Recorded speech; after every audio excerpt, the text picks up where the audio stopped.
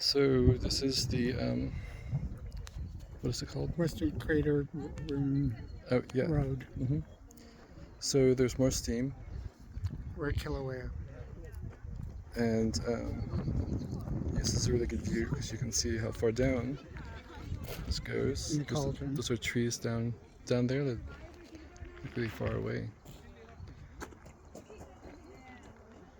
Kind of like on this ledge. There's people there, and you can see steam kind of coming up from below. It's like steam or smoke. It's called steam. It's steam because it doesn't smell like smoke.